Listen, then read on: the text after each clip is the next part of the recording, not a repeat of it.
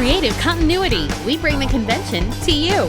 Now again, I'm here with Brad Neely, Daniel Weidenfeld, Dave Newberg, the creators, co-executive producer, and the whole team, practically, leaders of University of China, Illinois. Get your ass back to school, back to China, Illinois. Get your ass back to school, back to China, Illinois. How'd the show come about? We wanted to make fun of college life. I wanted to make fun of college because I didn't go and I'm spiteful. So I wanted to make fun of college. Yeah, it's essentially the worst school. It's the worst school in America. Hulk Hogan's a dean. He's the alpha male sort of father to us all, having grown up 70s, 80s, and so we wanted to take this idea of this highly intellectualized place and just dumb it down to its most pure form. Brad didn't go to college, so it's essentially from his perspective, it's like Super high school, where it's same sort of dynamics. You know, it's not really about like college and staying in dorms or any of that. Like the teachers are the ones who party. Yeah. All right. And students now party a little more, but like are more of the sort of surrogate, like audience surrogates. How did the characters come about? I made lead guys for internet shorts, and it was just me making them, so I wanted to do some first-person perspective storytelling. So I made Baby Cakes, who writes diaries, and I made 2 history teachers who gave lectures. So I was able to do descriptive comedy just all by myself.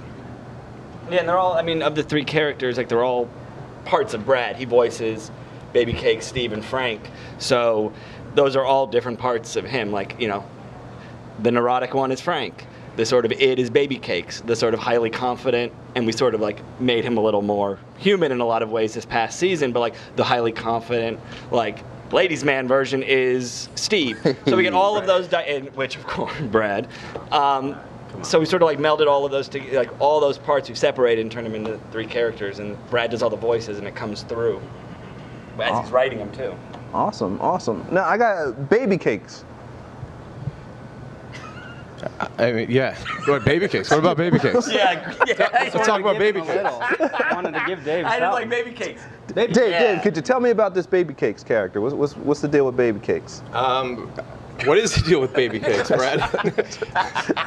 Good job, Dave. Thanks, Dave. It's good, Dave. Dave. I like to say that he just never grew up. Okay. You know, he's a huge baby. That's why they call him Baby Cakes. His real name's Mark, but they just always called him Baby because he never stopped being one. So I mean, we all have that side in ourselves, I think, where you just don't take the world too seriously. He grew up on a college campus, so he's just been living this weird, privileged life. My skin is a blanket that wish I could take off sometimes.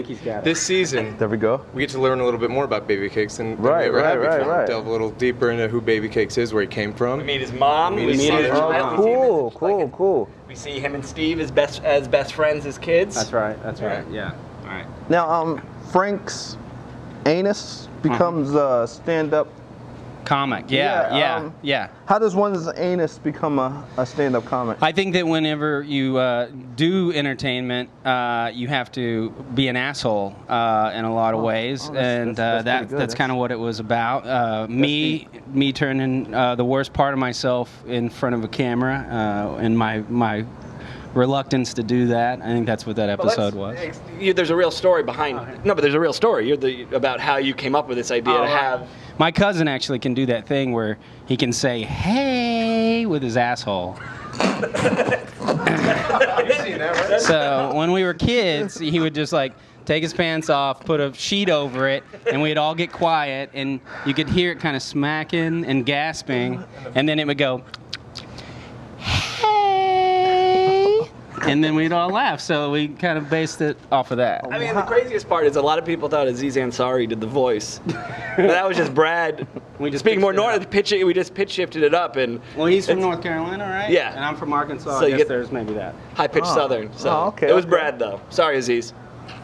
So what else do we have to look forward to this current season? We have Up and coming, sorry. we have an hour music special, a musical at the end of the season. I do all the music for the show. We do a whole lot of musical original songs, like 30 or so this season. And that musical has like 10 or 12 original songs, kind of like a Disney musical. And we have like Cat Power. Jeffrey Tambor sings. Sings. Oh, wow. Jeffrey Tambor's Baby Cakes' dad. Always has been. But Greta Gerwig's our TA. yeah. She sings on it. We have Evan Peters from the X-Men movie. Rosa Salazar. And Rosa Salazar. Yeah. It's going to be, we're really looking forward to that large format. All right, awesome. And when time does the show air? 11:30 p.m. on Adult Swim Sundays. Sunday nights. All right, check it out. Yeah. We all right, sign it off with the team. Creative continuity, Harold Gann. I'm here with Casper Kelly, David Willis. How did Aqua Teen Hunger Force come about?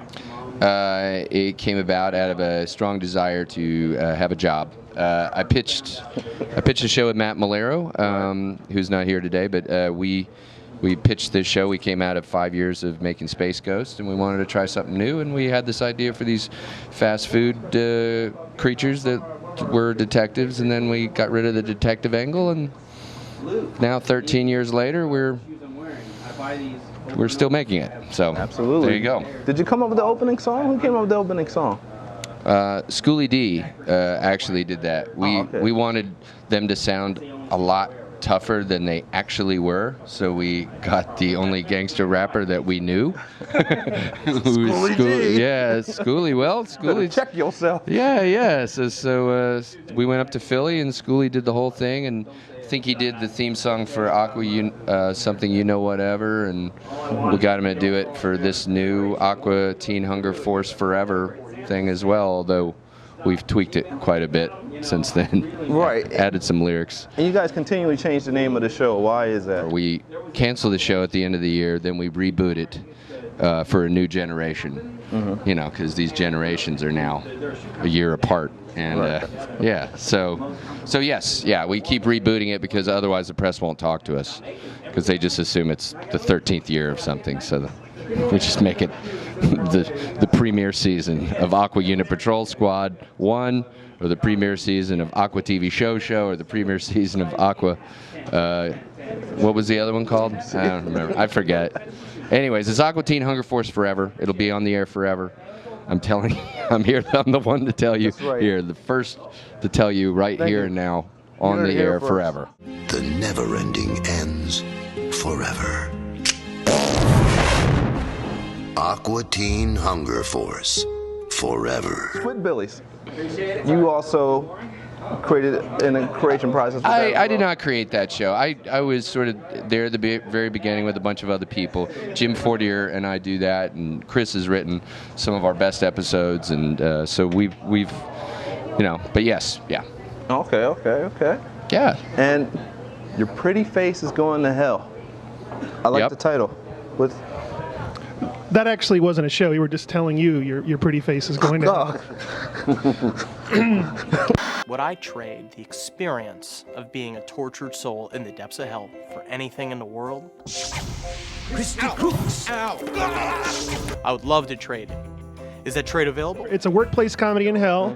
The first season did great, and we're doing the second season now. It's going to air in July, 12 episodes, and DVDs coming out for the one viewer who might buy DVDs.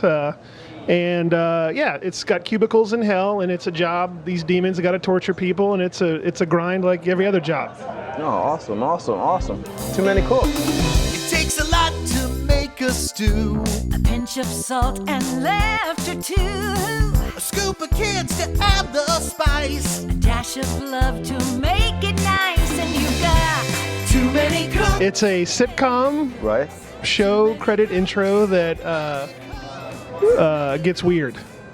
It goes off the rail. You should watch it if you it's on YouTube, I think. So was it a surprise that the show was such a success? 17 million views? Absolutely, yeah. I don't know why it did that. Do you have a theory on why it took off? Quantum physics. All right, I'll buy that.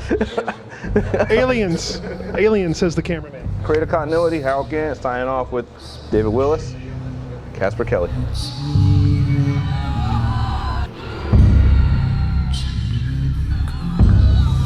Is it Illinois or is it Illinois? Illinois. I think it's Oi. Oi. Yeah, they'll have you for that. Yeah. Yeah. Go Are you not ahead. from here? Is this not a Chicago thing? I'm from Philly. Ah. Is that a Bible? Giddy? It's a Bible, yeah. I was hoping to convert you during this.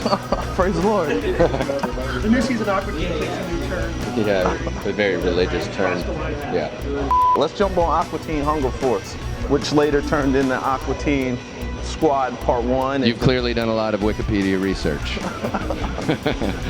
Have you seen the mix-up, the mashup with... Game of Thrones? Yeah, I sound like my dad. Have you seen that internet, what is it, mix-up, where they sort of mix it together? What's the boss recording nowadays? I'm sorry. They did a Game of Thrones, just recently. Awesome. Yeah, what was it called? Too many... I didn't actually Too many click on kings? Too Many Kings. Thank you. Click on that. I was on a plane. I I need to have Wi-Fi.